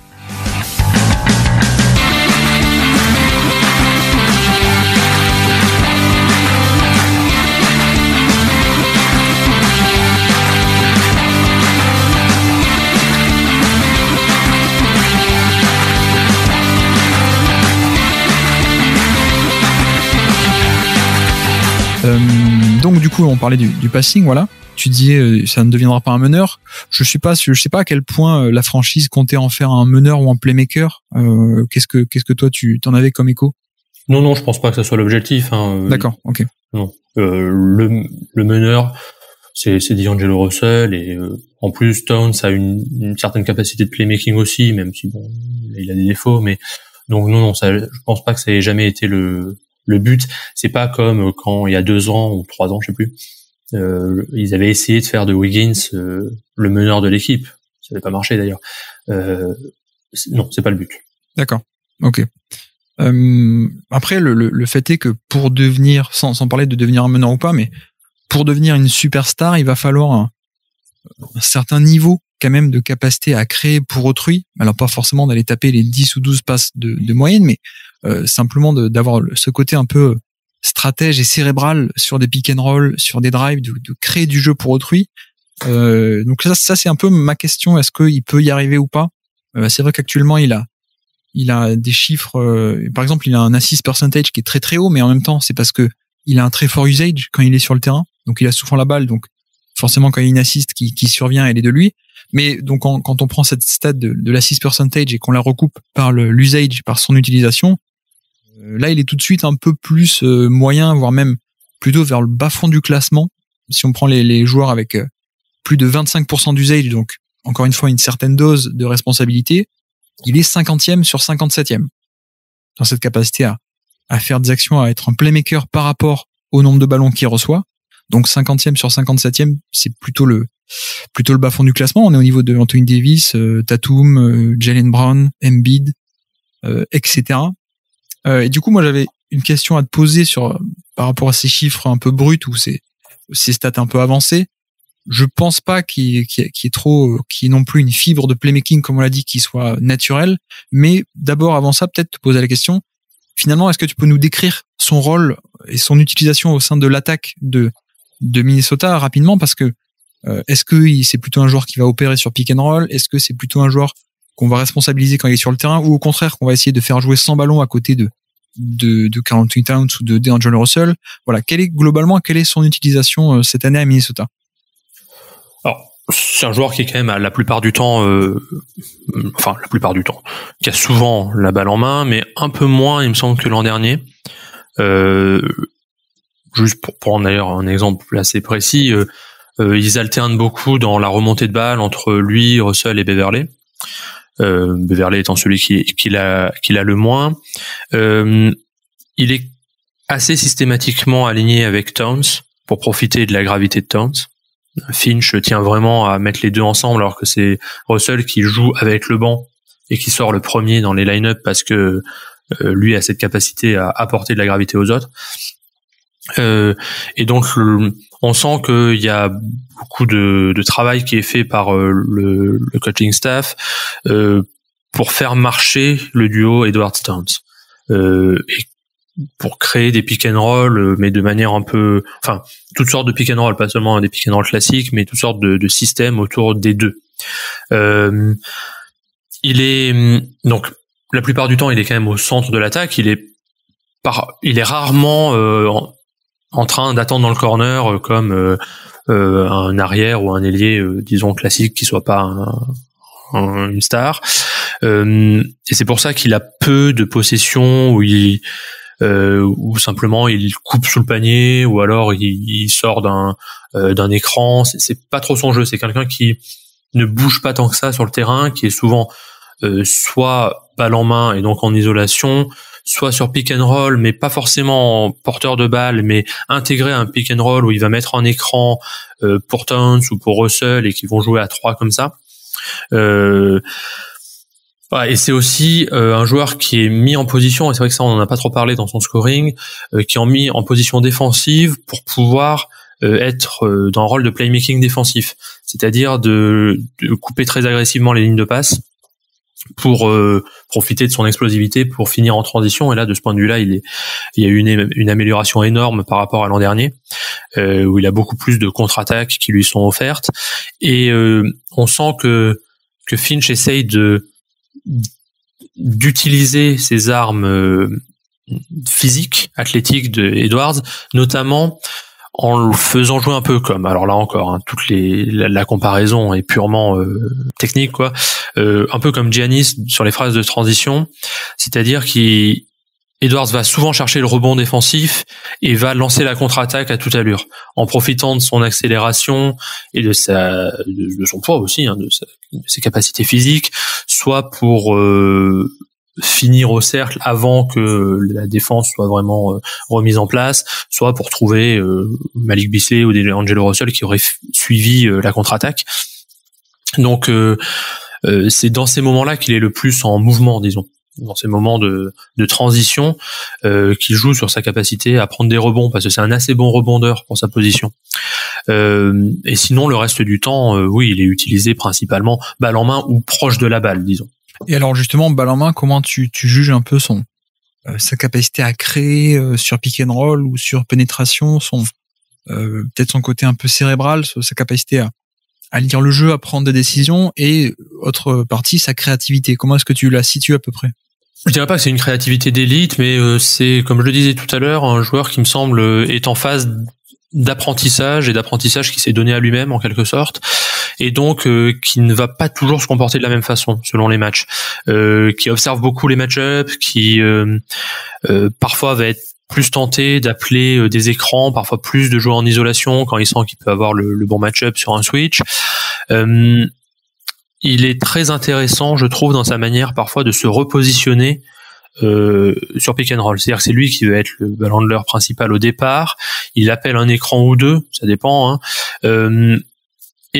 Soit il y a un faux écran, soit il donne la balle immédiatement pour la récupérer tout de suite, et la plupart de ses catch and shoot sont comme ça. C'est-à-dire c'est pas lui qui est dans le corner et qui attend la passe sur un drive ou quelque chose comme ça n'arrive quasiment jamais, mais c'est un pick and roll un peu plus complexe où il donne la balle, il va bouger un peu le long du cercle à 3 points et le recevoir tout de suite en mouvement et tirer, en profitant d'un écran ou quelque chose comme ça.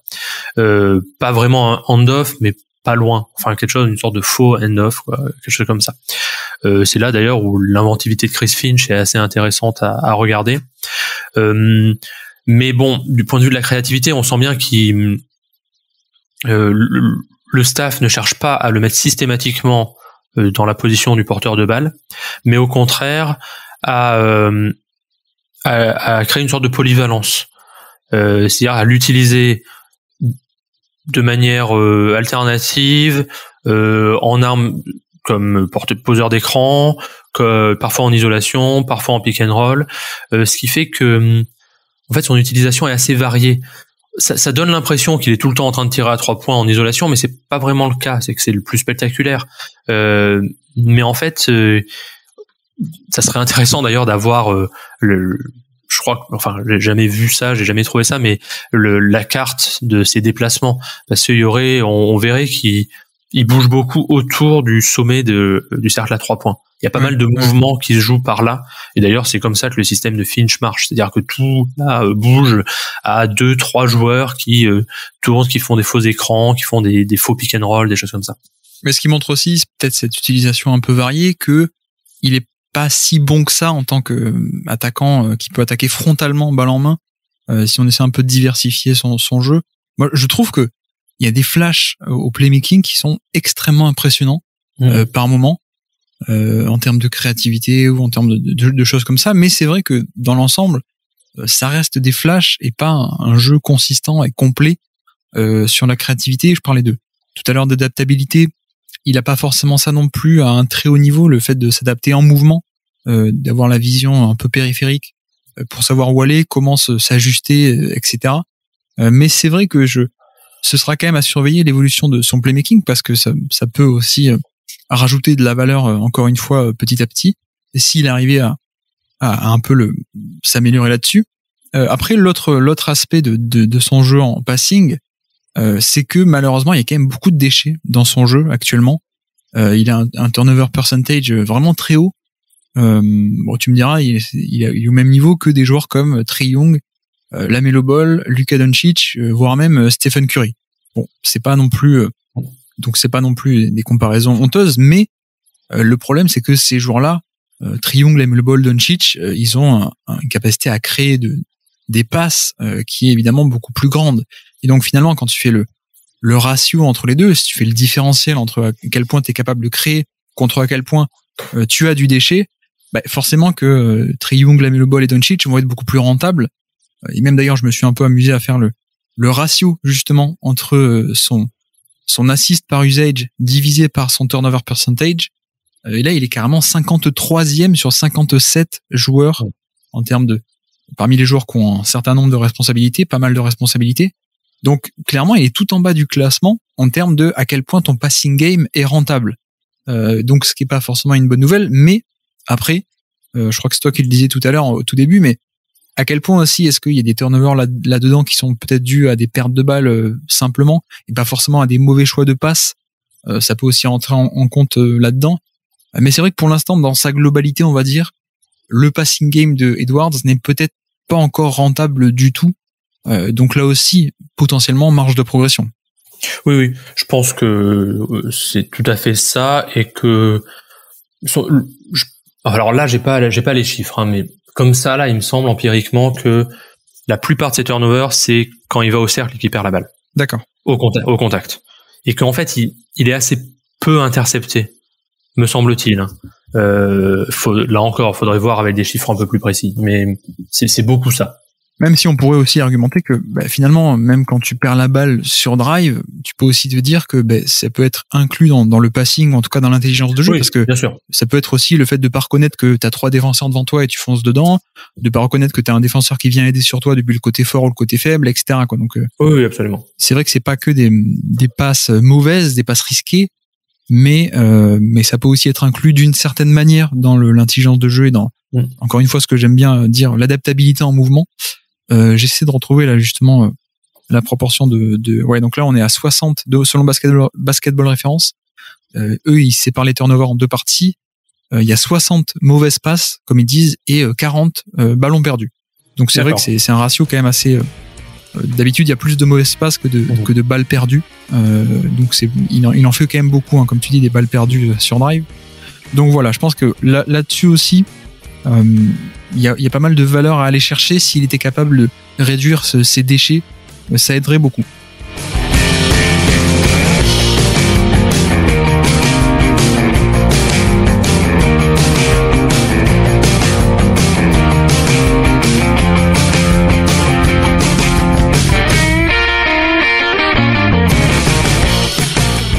Pour finir un peu, du coup, peut-être avant de passer à la défense, très rapidement, mais de manière un peu plus globale, du coup, j'ai 2-3 questions pour toi. Quel serait le personnel idéal que Minnesota pourrait mettre autour de Anthony Edwards pour essayer de l'optimiser à terme en tant que joueur offensif?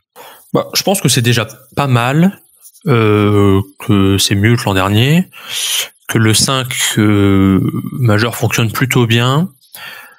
Parce que tu disais quand même que ça manquait de spacing, par exemple. Ouais, ça manque de spacing, c'est vrai. Ça manque de spacing, mais c'est vrai que c'est surtout, il me semble, les périodes aussi où il y a une partie du banc qui rentre et où il est là et où il y a toute la bande d'ailiers là du banc qui sont incapables de mettre un 3 points en gros. Je pense que ce qui pourrait aider, c'est peut-être quelqu'un qui puisse mettre des plus gros écrans, qui sont un peu meilleurs dans la pose des écrans. Ça, Towns n'est pas un très très bon poseur d'écran. Vanderbilt est un tout petit peu léger physiquement pour ça. Bon, c'est pas non plus le jeu que préfère Chris Finch, hein.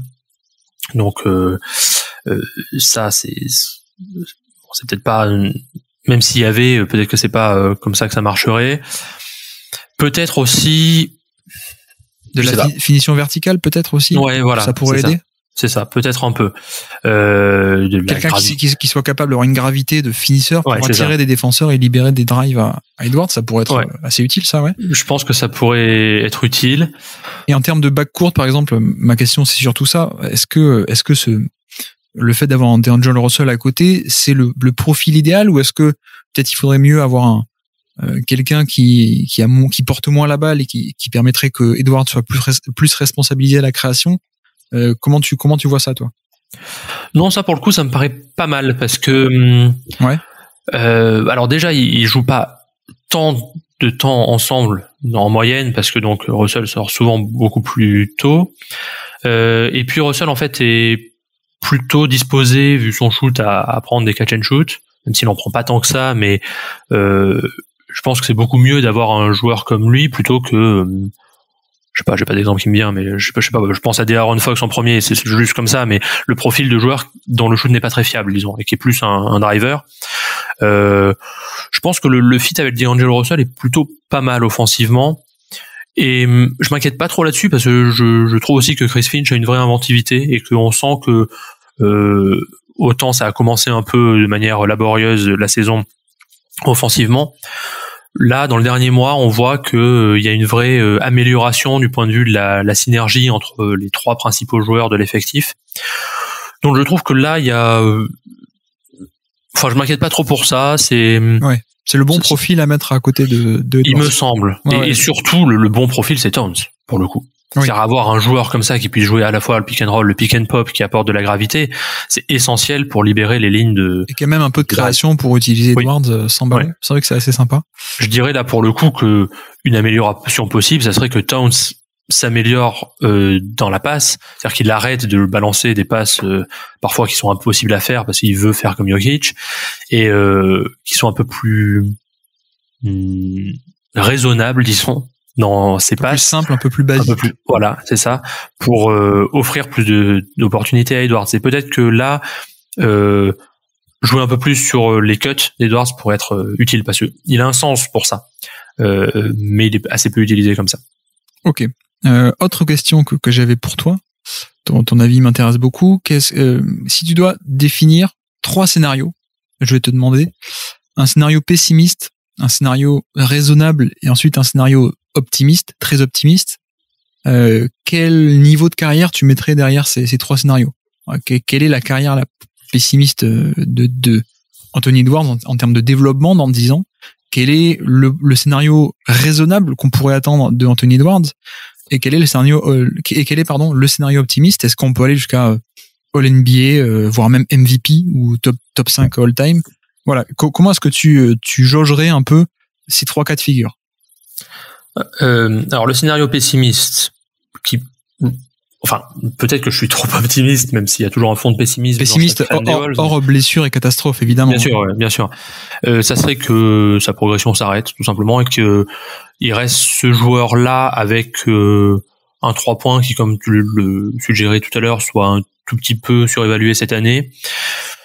Et donc, ça reste un bon joueur, un joueur très, qui peut faire une carrière très longue en NBA, mais qui passe jamais de palier et qui peut-être jamais un rôle majeur, peut-être. Voilà, c'est ça, qui reste peut-être un scoreur d'une équipe moyenne, un puncher de sortie de banc, peut-être même s'il reste que comme ça. Ça, c'est vraiment le scénario très pessimiste. Très pessimiste, on est d'accord. Ouais. Oui. Ouais. Donc voilà, ça serait ça, mais j'avoue que j'ai du mal à y croire vu la progression qu'il y a eu en 1 an et demi. Okay. Je reprends juste en parenthèse l'exemple d'Andrew Wiggins, puisque c'est un peu ce dont tout le monde avait peur avant que Edwards soit drafté. Chez les Wolves, je veux dire, chez les fans. Je n'ai jamais vu Andrew Wiggins chez les Wolves progresser autant qu'Edwards l'a fait en 1 an et demi. C'est ça qui me fait dire que... Ah, c'est intéressant ça, ce que tu dis. Pour moi, Andrew Wiggins n'a jamais vraiment progressé, sauf la dernière saison aux Wolves, où ça allait mieux, parce qu'il n'avait pas les bases, tout simplement, techniques pour faire ce qu'on lui demandait de faire, c'est-à-dire être la première option offensive. Bah surtout que, enfin, Wiggins, moi en plus j'avais beaucoup écrit sur lui à l'époque de la draft, et j'étais un peu à contre-courant, mais c'est vrai que c'est un mauvais casting en fait. Andrew Wiggins, on pensait que ça pouvait être un créateur et une star, alors qu'en fait, pas du tout. Et on voit qu'aujourd'hui, ça lui va très bien d'être un role-player de très bon niveau, un role-player de très bon niveau, mais quand même role-player aux Warriors. Là, c'est vrai que pour le coup, Anthony Edwards, je serais surpris s'il ne restait qu'un role-player marginal, quoi. C'est vrai que lui, il a un peu plus le profil, et donc quand on dans l'imaginaire collectif, il est un peu casté comme une future star, futur créateur. Ça me semble un peu plus raisonnable, comme tu dis, que Wiggins. D'autant il a une personnalité de leader. Enfin, ça c'est toujours bon, c'est du commentaire c'est un peu du flou artistique de commenter ça, mais c'est pas la même chose que du point de vue de la personnalité. Voilà. Oui, c'est vrai. Du point de vue du scénario médian, je dirais que ça serait un joueur qui progresse toujours un peu, qui devient de plus en plus efficace au drive, qui atteint une sorte de plancher de playmaking tout à fait raisonnable, et dont le shoot se maintient autour de 36-38%. Alors attends, je vais peut-être reformuler. Alors je me suis mal exprimé. Qu'est-ce qu'on peut, on va dire, raisonnablement espérer que ce soit la meilleure carrière d'Anthony Edwards s'il n'y a pas des progressions spectaculaires dans certains endroits du terrain? On peut le formuler comme ça. Est-ce qu'on est sur, par exemple, un All-Star ou All-NBA de manière raisonnable? Oui, pour moi, on est le degré d'espérance médian qu'on peut avoir, disons, normal, c'est All-Star, qui n'est peut-être pas tout à fait assez bon pour être All-NBA. Okay. C'est-à-dire quelqu'un comme Donovan Mitchell, comme... Sur 10 ans de carrière, il prend 2 ou 3 sélections en 3e équipe, quoi. Voilà, c'est ça, exactement. Ouais, okay. Et je mettrais le niveau maximum, peut-être pas dans le top 5 de la ligue ou MVP, parce que quand même c'est... Mais All-NBA, ouais. All-NBA, je sais pas, 4 ou 5 fois dans la 2e ou 3e équipe. Ok. Si vraiment il y a des gros progrès, alors il y a le playmaking, peut-être, mais là j'ai du mal à le voir devenir playmaking vraiment d'élite, mais je pense qu'il peut devenir ce joueur qui tourne à entre 38 et 40% à 3 points, tout en étant quasi inarrêtable au drive. Et donc là, ça fait un joueur qui peut-être n'est pas MVP parce qu'il lui manque ce degré de création, mais qui est tellement fort dans le scoring à 2 ou 3 niveaux, même s'il développe un flotteur, que voilà, il tourne à 27-28 points par match pendant, je sais pas, 7-8 ans, quoi. Ouais. Ok, bah merci beaucoup pour ces éléments. C'est vrai que ça nous aide un peu à voir les potentialités du futur d'Anthony Edwards. Peut-être, est-ce que tu avais des comparaisons aussi? On a cité pas mal de Donovan Mitchell déjà. On est un peu dans ce moule de joueurs, hein, finalement. Question un peu provoque. Si on refait une draft 2020, il est où? Je pense qu'il est forcément top 2. Ouais. Mais qui est le premier? Ouais, bah c'est tout le débat. Je sais pas. Il y a j'ai l'impression que dans l'esprit général de beaucoup d'observateurs, LaMelo Ball est le numéro 1 incontesté. Je suis pas complètement objectif parce qu'évidemment je suis pro Edwards, mais non, mais si tu devais faire un argumentaire en faveur de Edwards, qu'est-ce que tu dirais du coup? Je dirais qu'il progresse plus. Ok. Je dirais qu'il progresse plus et que quand on draft, il faut juger là-dessus. Il part de plus loin et c'est vrai qu'il il a fait un début de saison qui n'avait rien à voir avec celui de LaMelo Ball, mais à mon sens, il progresse plus. Et du point de vue scoring, je ne pense pas que LaMelo puisse un jour être meilleur que Anthony Edwards. De la même façon d'ailleurs que du point de vue playmaking, je ne pense pas que Edwards puisse un jour être du niveau de LaMelo Ball. Donc il y a aussi une question philosophique de quel type de joueur on veut. Mais et quel profil a plus de valeur aussi? Est-ce que ça a plus de valeur d'être un playmaker collectif ou d'être un scoreur? Après, la réponse à ça va dépendre de à quel point chacun est bon dans quel domaine aussi. Voilà. Parce que si LaMelo bloque au niveau du scoring, ben, malgré le playmaking, ça peut être embêtant et vice versa. Enfin bref, ça dépend de plein de facteurs. Il me semble aussi que Edwards progresse plus défensivement que LaMelo. Oui, donc alors c'est vrai que justement on n'a pas trop parlé de la défense, on peut le faire un peu rapidement. Déjà quel est le rôle défensif de Edwards dans la hiérarchie des Wolves, dans les schémas des Wolves, et comment est-ce que toi tu le juges défensivement du coup? Le début de saison rookie était catastrophique, mais ce qui est un peu logique pour un rookie. Ce qui est tout à fait normal, ouais. Voilà, c'est ça. Notamment off-ball, où il était complètement perdu, mais voilà, quelque chose de très classique, hein. On-ball, il a les armes physiques, donc il est tout à fait correct. Dans le système défensif très agressif des Wolves, il est, comme je le disais tout à l'heure, il est un peu chargé de couper les lignes de passe, d'essayer d'intercepter. Il le fait très bien d'ailleurs. Il me semble qu'il est vraiment un peu moins perdu off-ball, mais aussi parce que il a moins à se déplacer. C'est un système qui demande de monter très vite, d'être de pas faire tant de switch que ça en fait, et donc je dirais qu'il fait une saison défensive très correcte. C'est pas un défenseur d'élite en aucun cas, mais c'est pas du tout un poids pour la défense, et je trouve que le système lui va plutôt bien, sachant que son rôle est assez rarement d'être le défenseur principal sur le porteur de balle. Ça c'est soit Beverley, soit Vanderbilt quand il y a un switch, et Towns monte aussi très haut pour défendre sur le porteur de balle, et lui il joue plutôt le rôle de celui qui doit être en couverture, si on peut dire, en deuxième rideau. Et il n'est pas encore il n'est pas jeté au feu contre des meilleurs attaquants de NBA. Non, c'est assez rare. Ça peut arriver, mais c'est assez rare. La plupart du temps, c'est soit Beverley, soit Vanderbilt, soit Okogie quand il y a besoin d'aller un peu vers le fond du banc, soit McDaniels. Mais c'est très rare. Il n'est pas non plus protégé comme l'est D'Angelo Russell. Finch essaye de mettre D'Angelo Russell sur le moins bon attaquant adverse, souvent un ailier qui est juste en catch and shoot. Edwards a un peu plus de liberté défensive, disons, je dirais. Je pense qu'il est quand même un peu plus limité, notamment en termes de défense collective, que pour reprendre un peu les joueurs de cette même classe de draft, que des Haliburton ou des LaMelo Ball, qui ont plus d'impact, je trouve, et plus d'instinct peut-être aussi dans toutes ces rotations sans ballon. Mais mine de rien, il y a quand même un différentiel très conséquent, je trouve, en termes de potentiel de défenseur sur l'homme. Là où Haliburton et LaMelo vont se faire attaquer, je pense, assez régulièrement. Anthony Edwards peut vraiment atteindre un niveau très très intéressant de défenseur sur l'homme, ce qui est vraiment très bien. Et même au niveau on voit qu'il a un très bon steal percentage, un pourcentage d'interception assez élevé, qui en général est plutôt un indicateur d'un bon QI basket et notamment défensif. Donc ça, c'est plutôt pas mal.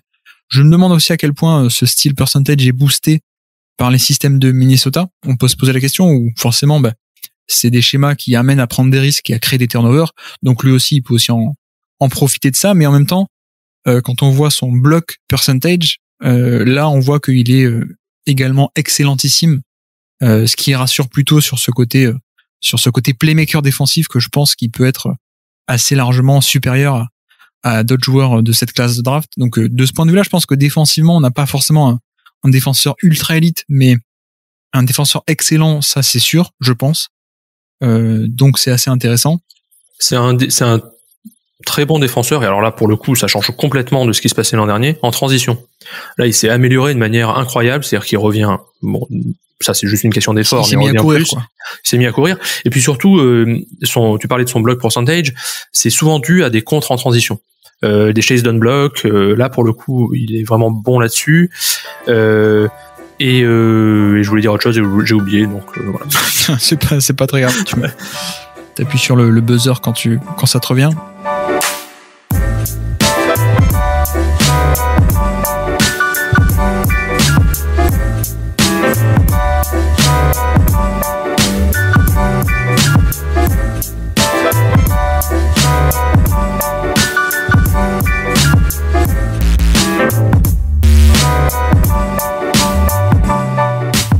Pour finir, moi j'avais un petit jeu pour toi. Je vais te proposer des noms, tu vas me dire si tu l'échanges contre Anthony Edwards ou pas. Alors on va commencer très faiblement. Tyrese Maxey. Non. Ok. Ali Burton. C'est compliqué parce que là je trouve qu'Ali Burton, le choix dépend beaucoup de l'effectif que tu as autour. C'est vrai, le contexte. Okay. Voilà. Donc en l'occurrence pour le contexte des Wolves, non, parce qu'il me semble qu'il y a besoin d'un joueur capable de créer son tir, d'aller au cercle et tout ça. Mais si j'avais, je sais pas, déjà un arrière ou un meneur de ce genre-là, je prends, et que j'avais Edwards à côté, là j'hésiterais plus. Ok. Agree to disagree. Tyler Hero. Non. Ok. Jordan Poole. Oh non. Ok. Je commence doucement. Qui c'est que j'ai oublié? LaMelo Ball. Voilà, je renvoie à ce que je disais tout à l'heure. Ouais. Et du coup, j'en profite pour mettre la remarque qui m'est revenue. En play-off, LaMelo Ball, je pense, serait chassé par les attaques adverses pour les switches. Je pense à ce point, tu penses qu'il est friable en défense?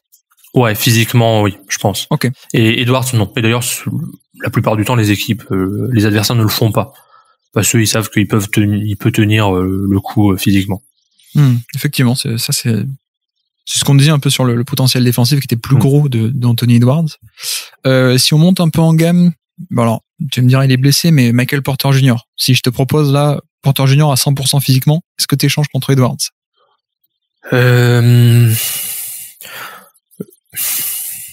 En fait, c'est difficile de séparer la situation des blessures et du fait qu'il semble quand même y avoir une fragilité chez Porter Jr.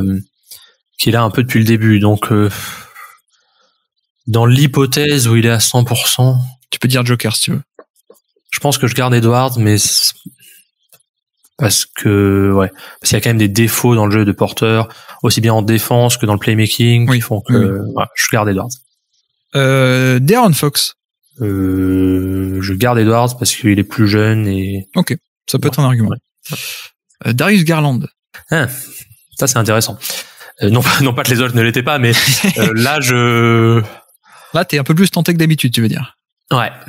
Parce que Garland est vraiment très très bon et ils doivent avoir à peu près le même âge. Je sens que je suis pas loin de te convaincre. Je pense que là, j'hésiterai pas mal. Ok. Mais ta réponse, ça peut être j'hésite. Hein. Ouais, j'hésite. Okay. Je pense que si j'ai à choisir, ça se joue au contexte aussi de mon équipe. Voilà. Okay. Ce que j'ai déjà. Peut-être deux derniers alors. Les Wolves voulaient absolument Garland lors de la draft précédente en 2019. Ouais, mais je crois qu'ils étaient un pic trop bas, c'est ça, non? C'est ça, ouais. 2 même. En fait, on avait le 11e, on a échangé le 6e et Garland est parti en 5, je pense. Ouais, c'est derrière Hunter. Ouais. Si je te dis Gilgeous-Alexander. Je pense pas. Mais là encore, ça se joue à pas grand-chose. Okay. Mais je pense pas. Si je te dis Ja Morant. Oui, là je prends Morant. Ok. Ouais, donc le Ja Morant, c'est peut-être le seul que tu prends un peu. Ouais. Sans trop réfléchir. Ok, bah c'était assez intéressant. Avant de te laisser filer, est-ce que je peux te proposer quelques noms là de joueurs des Wolves? Tu peux nous dire 2-3 mots quand même. On profite bien sûr. Que tu sois là. Alors, moi j'en ai parlé dans mes All Hipster Team. Comment ça se passe pour Jared Vanderbilt et Naz Reid? Ah, ça se passe très bien pour Jared Vanderbilt, qui est le chouchou des fans, qui a une explosion cette année, qui est vraiment sensationnelle. Il avait déjà montré des belles choses l'an dernier, mais là, c'est la clé en fait du système défensif des Wolves. C'est un joueur qui a une énergie, une capacité de rebond, à prendre des rebonds, une énergie défensive qui est absolument incroyable. Alors, il est pas très très bon offensivement, au sens où il sait pas faire grand chose à part dunker et faire des lay-ups, mais c'est un joueur qu'on a récupéré pour presque rien. Enfin, comme une sorte d'arrière-pensée dans le trade de Robert Covington où on a récupéré Malik Beasley, et qui est devenu un titulaire indiscutable, et vraiment c'est un coup de cœur absolu cette année. Je pense que c'est un candidat, il ne sera peut-être pas, mais c'est un candidat au All Defense. Je suis d'accord, ouais. Beaucoup de choses tournent autour de lui dans les schémas notamment très agressifs. Donc c'est vrai que c'est pas mal. Alors pour Naz Reid, c'est un peu plus compliqué. Lui, il est un peu sur un plateau en termes de développement, donc disons que son rôle n'est pas évident parce que Towns joue au moins 35-36 minutes par soir, voire plus, donc c'est un joueur qui prend confiance quand il joue sur des durées un peu plus longues. Là, il est sur des petits passages de 5 minutes maximum, donc 2 fois 5 minutes, et on sent bien que il a un peu plus de mal, son shoot est irrégulier, il reste un peu friable en défense. Bon, défensivement, ouais, il est comment à peu près défensivement? Ça dépend des fois, c'est un peu irrégulier. Je trouve que dans la protection de cercle, il est pas mal, mais pour le coup, le changement de système défensif de cette année lui va pas trop. Ouais. C'est pas un joueur qui est très mobile. Il n'est pas capable de comme ça de faire des accélérations, de monter très haut. Donc peut-être que s'il était backup genre à Milwaukee pour faire du drop, il serait peut-être plus mis en valeur, ça quoi. Je pense qu'il a été développé pour être un peu un facsimilé de Towns offensivement. Défensivement, c'est vraiment pas le même joueur. Ça m'étonnerait pas trop que à plus ou moins court terme ou moyen terme, il soit échangé aussi, parce qu'on sent bien que un des problèmes de cette équipe est un peu la rotation intérieure quand même, et derrière Towns et Vanderbilt, la capacité à trouver de la taille et d'autres atouts. Il est pas bon au rebond, par exemple, il l'a jamais été. Bon, ça reste un joueur qui, pour dire qu'il a pas été drafté, fait une belle carrière, quoi. C'est une belle trouvaille.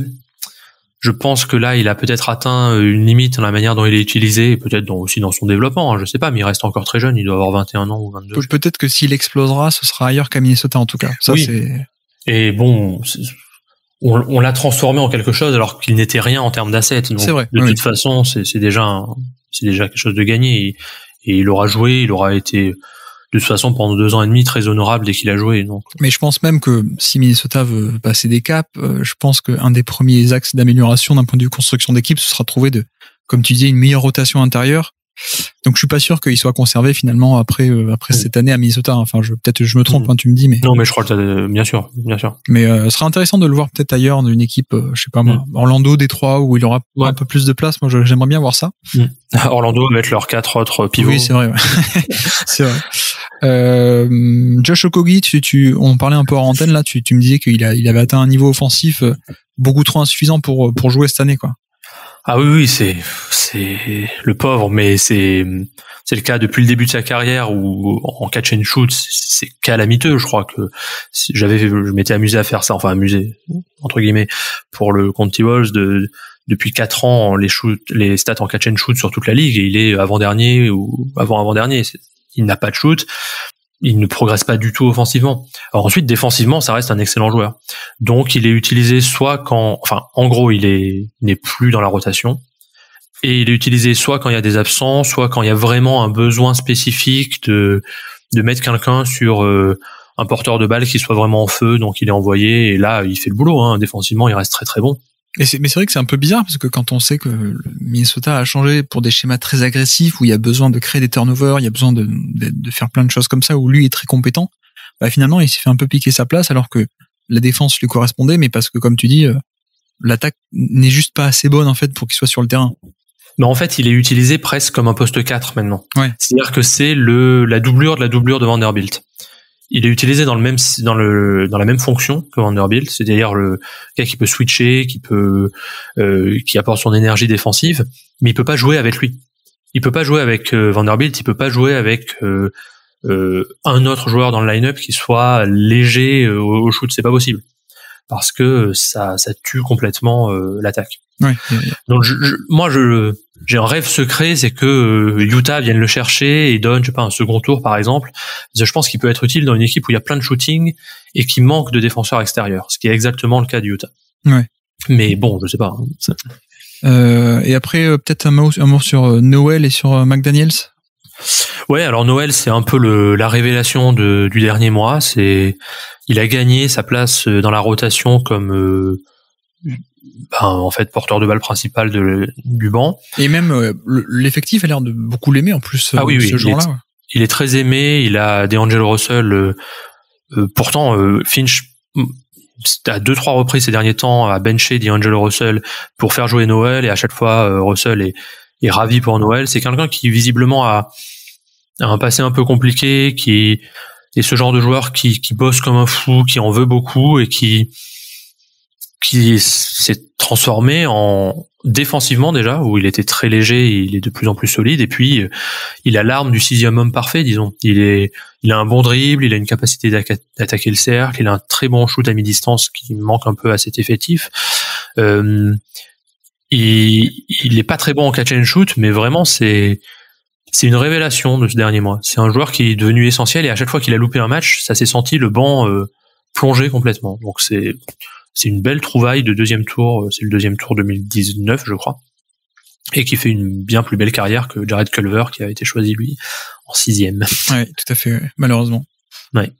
Et McDaniel, finalement, il a pris des minutes, lui aussi un peu défensives dans cette rotation. Oui, c'est un très bon défenseur. Il reste sur cet apport défensif qui est remarquable pour un joueur très jeune, hein. Il a 20 ans, je crois. Offensivement, son shoot va et vient, mais on sent qu'il commence à prendre confiance pour le drive un peu. Alors ça reste des choses assez simples, mais lui, pour le coup, il a quelque chose, quoi. Il a un gros potentiel à développer. Et c'est d'ailleurs le joueur dans les jeunes qui intéresse le plus les autres équipes et dont le nom revient le plus dans d'éventuels échanges, parce qu'on sent bien qu'il y a un potentiel, quoi. Mais il amène ses 15 minutes, 20 minutes très efficaces tous les soirs. Il a encore un problème de faute, il fait beaucoup de fautes, mais bon, ça peut se corriger avec le temps, ça. Ok, eh ben merci beaucoup pour ce point sur ces joueurs, et merci pour ce podcast sur Anthony Edwards. C'était un vrai plaisir de parler d'Edwards avec toi, Rafa. Plaisir partagé, merci beaucoup pour l'invitation, c'était super. Merci à tous d'avoir suivi cet épisode, j'espère que ça vous aura plu, comme d'habitude évidemment. Bon, je me rends compte au montage que j'ai pas non plus donné mon avis moi-même sur Edwards, j'ai plutôt essayé de laisser parler et de questionner Rafa à son sujet. Et donc c'est vrai quand même qu'en 2-3 mots, pour essayer d'expliquer mon avis sur le potentiel maximum d'Anthony Edwards, je pense qu'on peut avoir affaire à un joueur qui a de multiples sélections All-NBA, mais par contre, j'ai quand même quelques doutes sur le fait qu'il franchisse, on va dire, la dernière marche et qu'il arrive à devenir un top 10 ou un top 5 joueur NBA. Je suis pas sûr qu'on arrive à ce stade-là. J'ai un peu peur, en tout cas pour l'instant, vu certaines limitations de toucher de balle et de passing et de créativité, de ce côté cérébral qu'ont en général les superstars. Donc ça, ce sera évidemment à suivre pour le reste de sa carrière. La prochaine fois, on va changer un peu on va se faire un changement de vitesse. On part dans la direction opposée. Prochain épisode, normalement, ce n'est pas un épisode d'actu. Ce sera un épisode un peu vintage sur les Detroit Pistons avec un invité de marque. Et donc, sur ce, je vous remercie une nouvelle fois de nous avoir écoutés jusqu'au bout. Merci évidemment à Rafa d'être passé. Et je vous dis à très bientôt. Ciao.